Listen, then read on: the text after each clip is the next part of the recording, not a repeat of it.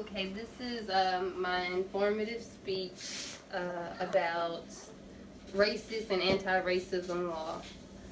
Uh, Justin Murphy wrote a paper that suggests that the stand your ground laws enforce white supremacy over people of color and male supremacy over female domestic partners.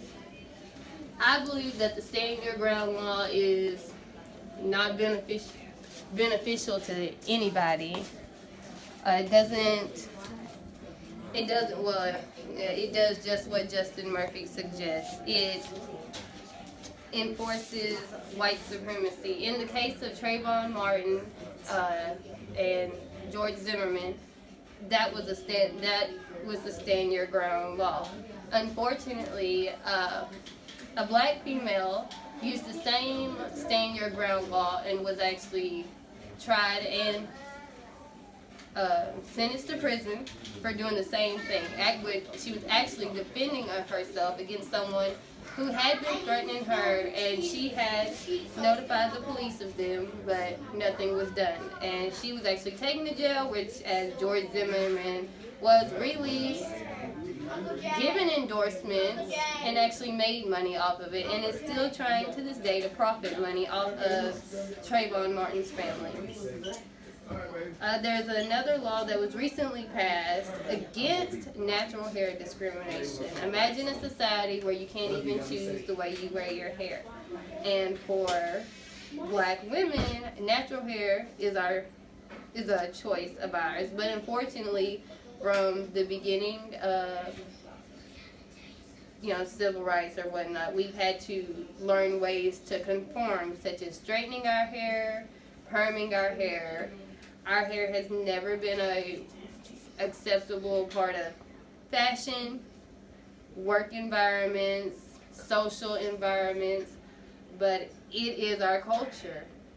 Curly hair, big hair is our culture. And in states such as Cincinnati, California, New York, New Jersey, Michigan, Wisconsin, Illinois, and Kentucky, this law was outlawed, where they cannot be discriminated against for getting a job.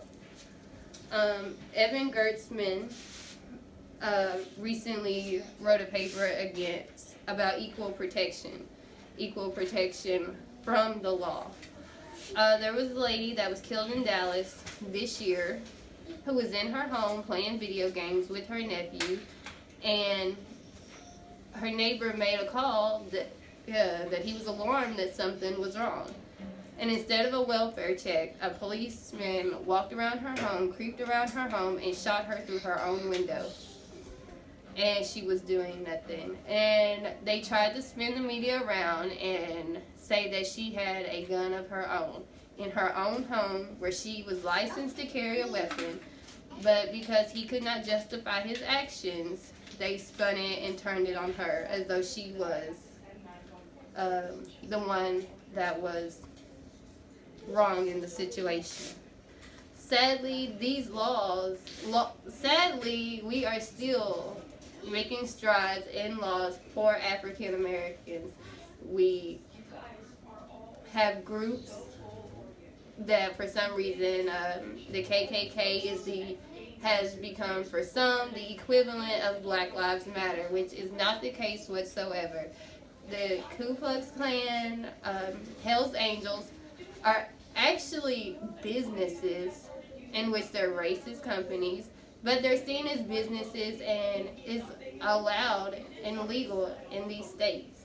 Whereas Black Lives Matter has been seen as a group of dangerous people who cannot stand up for themselves, have been seen as troublemakers, and has been ridiculed in every way, but has yet to be ridiculed. But the other groups have yet to be ridiculed in the way that Black Lives Matter. So, no, I don't think any law can protect African Americans even to this day. There's never been any law to protect African Americans, because there's always a spin on it in the end. There's always an obstacle that's in the way of that obstacle. There's laws made for us, but there's always a loophole for us to be found wrong in. So, yeah, I do believe that these 3 articles I read are very important to society, and I believe that racism and anti-racism laws need to be brought to attention, because I don't think that any law that have to be targeted toward a certain group of color, it should be